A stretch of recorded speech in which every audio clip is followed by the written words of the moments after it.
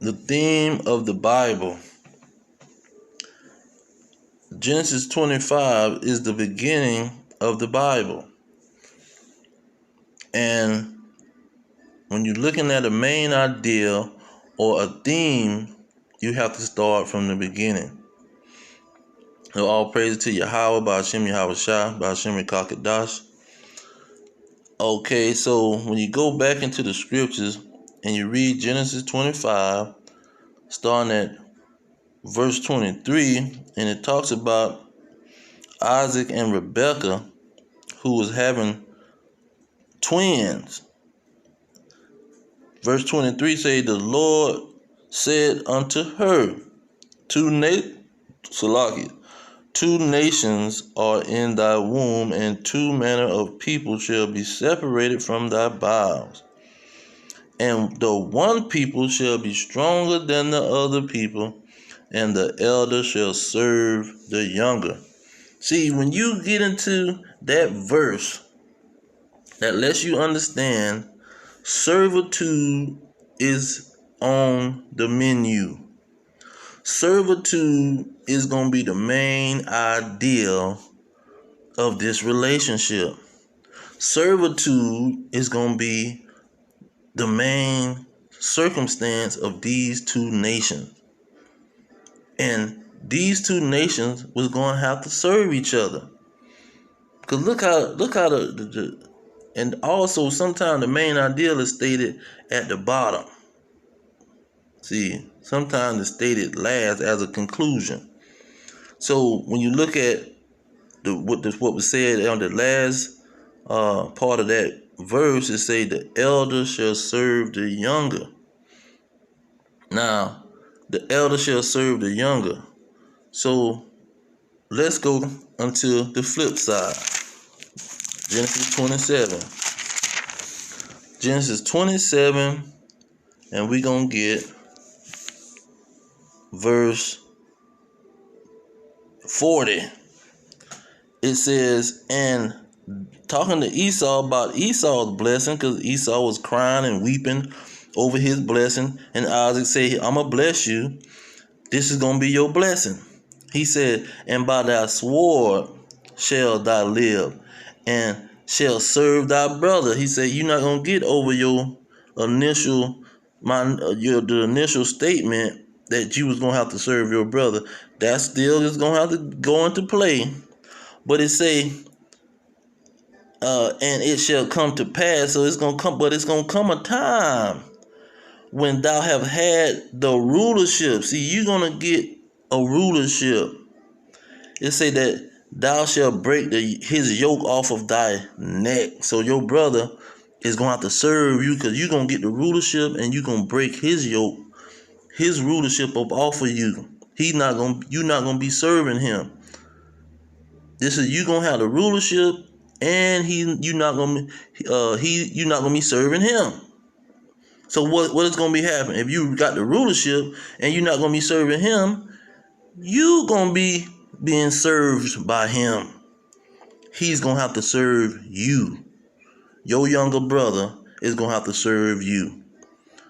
And that's the theme of the Bible, man. Jacob was the nation that God chose. He chose Jacob. He changed his name to Israel. See? And when he changed his name to Israel, he chose Israel as his firstborn, as his chosen. And so the blessings, both of the blessings still stood. Esau was going to have to serve his brother, but it's going to come a time that Esau going to have the rulership, and Jacob and Israel is going to have to serve Esau. Now look at the instances where it happened. See if I can get that real quick. All right, so when you go into these Edomites, the children of Esau, it say in Genesis 36:9, it say, these are the generation of Esau, the father of the Edomites in Mount Seir. Okay, so that's the Edomites. So when you look at, let's see here, First Chronicles 18 and 13, it say he put garrisons in Edom. So King David put garrisons in Edom. That's when he had the yoke around Edom's neck. King David had the rulership. Okay. King David had the rulership. Now look at 2 Ezra 21 and 8. It say, in the days of the Edomites revolted from under the rulership of Judah. See, he broke the yoke off of his neck. He broke the yoke off of his neck. Okay. Then it says here, Second Chronicles 28:17. It says, for again the Edomites had become and smitten Judah and carried away captive. So now, when King David them kingdom was starting to be separated and divided, here come the Edomites, and they put Israel, Judah, see, into captivity. They captured them and put them into slavery. That is the situation. That's the situation we dealing with. And so when you go to the Greeks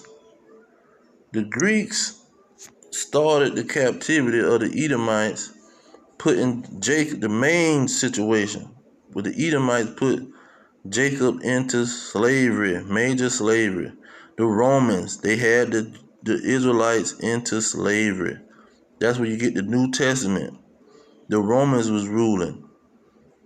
And they was ruling right after the Greeks. And both of these are Edomite nations and are the kingdoms of Edomites. They wasn't Greeks. They was Edomites. They wasn't Romans. They was Edomites. And now you get down to this American British Empire. They are Edomites. That's why you get 2 Ezra 6 and 9. And it says, for Esau is the end of the world, and Jacob is the beginning of it that followeth. Why is Jacob the beginning? Okay, you go back to Genesis. Let's see, 27. Back to Genesis 27. Because Jacob was given the ultimate blessing. That's why Esau was crying and weeping. Jacob was given the ultimate blessing. In verse 29, he said, let the people serve thee, and nations bow down to thee. Be Lord over thy brethren, and let thy mother's son bow down to thee. Cursed be everyone that cursed thee, and blessed be he that blessed thee. See, Jacob was going to get the ultimate blessing. After Esau was going to break the yoke off, get a rulership, but Esau was going to be the end of the world because he wasn't going to keep no blessing after Jacob. Jacob was going to come back and get the blessing. See, that's why you get, Jacob going to come back and get the blessing from Esau. Therefore you get Numbers. Numbers 24 and 14. Now let's skim through this real quick. He say, 14 say, this is what shall happen to thy people, your people, the Israelites, in the last days. Okay, so what's going to happen in the last days? Verse 17, it say, I shall see him, but not now. I shall behold him, but not near.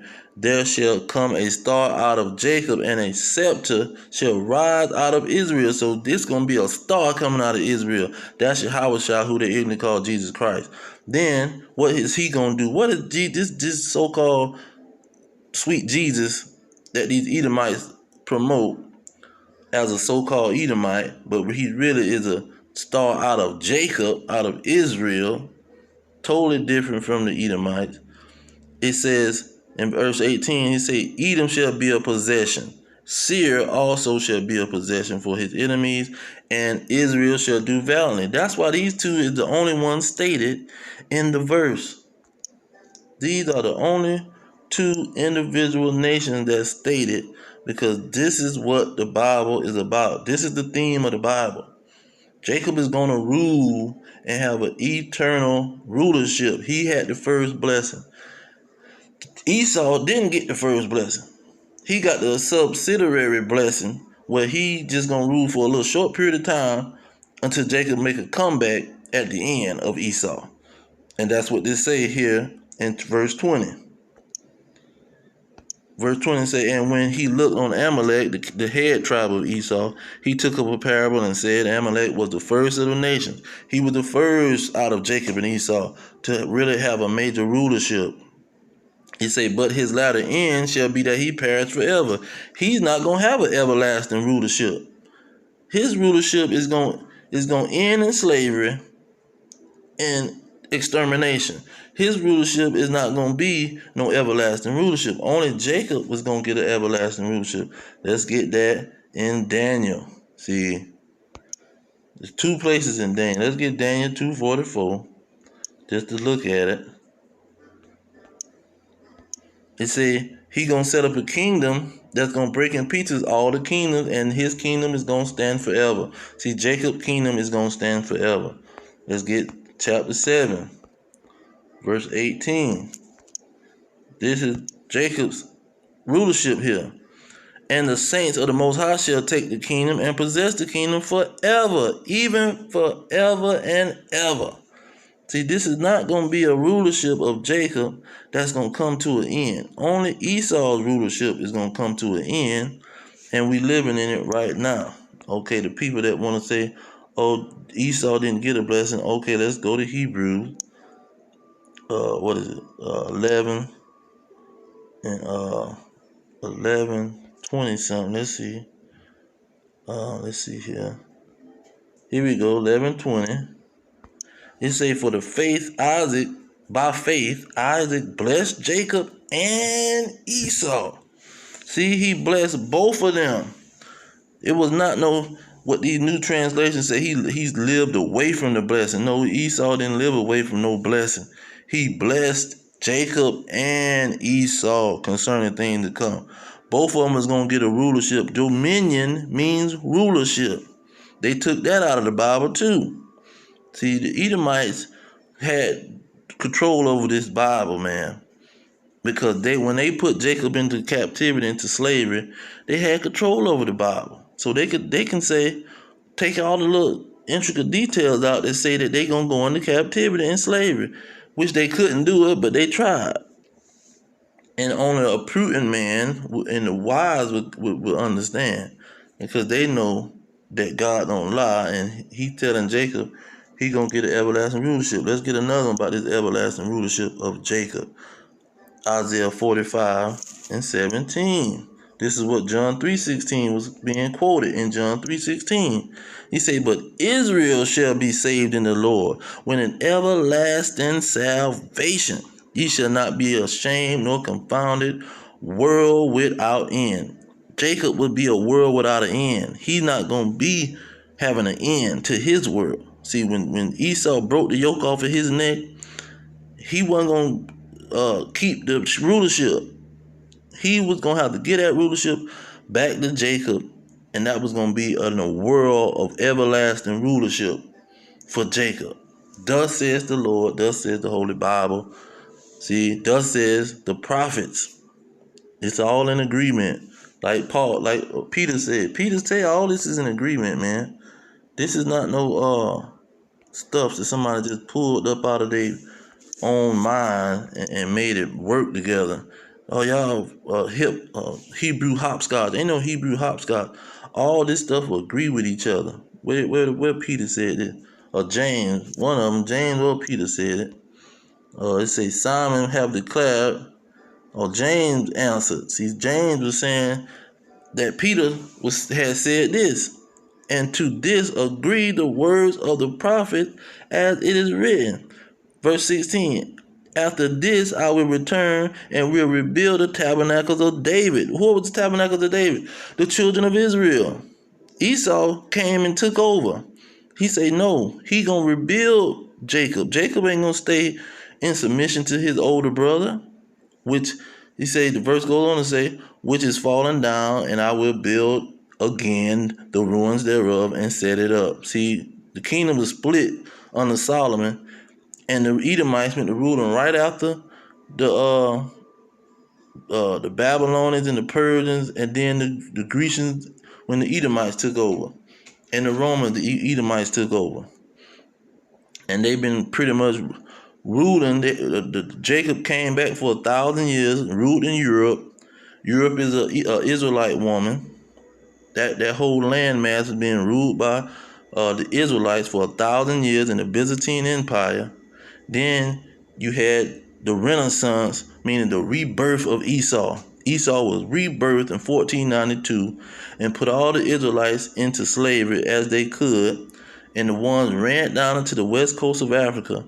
That they had a kingdom down there, and they went down there and grabbed millions of Israelites from the west coast of Africa, the slave coast. You see the map say the kingdom of Judah. Let's see if I got that. Now, when you look at the West African, they was certified the kingdom of Judah because it's a dude wrote a whole book about it in the late 16, early 1700. John Jean Barbot wrote a whole situation about it. So it wasn't a secret that the Israelites was on the west coast of Africa that went into slavery, which was the slave coast, because they was imprisoned by these Hamites, the children of Ham. Everybody know the Egyptians was Hamites, the Ethiopians was Hamites, all came from Ham. These Africans are Hamites, the majority of them, but the Israelites went down there to hide because they was running from the Edomites when they came to Jerusalem and destroyed it. So pretty much this whole scenario is just bringing out that these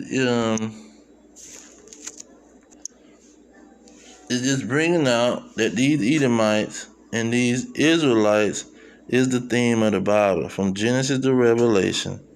The red dragon and the woman is the same situation. The red dragon is the Edomite, and the woman with the 12 stars on her crown, who had the child of the Messiah, is the Israelites. It's clear. And so this is what the Bible is about. It's not about the bad angels, disobedient angels. There's nowhere in the Bible where you see disobedient angels. That's a lie. Just because you use the word devil and you use the word Satan is not talking about a freaking angel. He called Peter Satan. See, he called his own people the devil. Devil just means to deceive, and Satan just means the adversary of God. That's not the theme of the Bible. Adam, so-called Adam, was a nation. He did not sin and push sin off on everybody else. He was like the Pharisees and the Sadducees. They didn't accept Yahushua, and so they wouldn't accept it pretty much into the fold. And he went to the other Israelites and made a covenant with them. Same thing with Adam. He just didn't stick to the contract, but he just made contracts with the rest of the people that was from their nation. It never changed up. It never switched up. That's why it got Noah. It had a bloodline situation being traced from Noah onwards, from Enoch on. They was tracing that bloodline. And then Noah had Abraham, and they traced the bloodline up all the way to Abraham having Isaac, and Isaac having Jacob. See, that's why even Esau got a blessing, because Esau coming through the bloodline. The so-called white man got his blessing because of the bloodline of the nation of Adam. That's why he got a blessing. He just rejected it. That's what Hebrews 12 and 16. He rejected it for a stupid morsel of meat. So he cried because he didn't get no repentance. He didn't get to say, okay, I'll change my mind. No, you can't change your mind. You rejected it. And so you gonna get you just made your destiny. And that was a part of the plan, though, according to Romans 9 and 12. God, it's the purpose that God put into play. He had a plan. Purpose, when people say purpose, you pretty much saying you got a plan. I got a plan. I got a purpose that I'm trying to do something. Or he was sent here for a purpose. He had a plan for this man. And so this is what we dealing with when you talking about Jacob and Esau. But Jacob represents the plan of success and victory. That's what Revelation 15. It's gonna be some Israelites that's gonna get the victory. The 144,000, they're gonna get the victory, and they're gonna have an everlasting rulership, ruling as kings and priests on the earth. That's Revelation 5 and 10. They're gonna rule on the earth forever as kings and priests. And so that's what the Bible is about, man. Jacob and Esau, that's the theme of the Bible. There's no other purpose. There's no other plan. That's the only plan. Sin is not even a major part. It's mainly about these two characters. When you look at the main ideal of a story, the characters make the main idea. Not know what the character did. This character did that. This character, no. It's the characters. But I'm going to leave it there. All praises to Yahweh, Bahashem, Yahweh Shai, Bahashem, Kakadash. Double honors to the elders pushing the truth. Peace to the elect worldwide. Our kingdom is at hand. Shalom.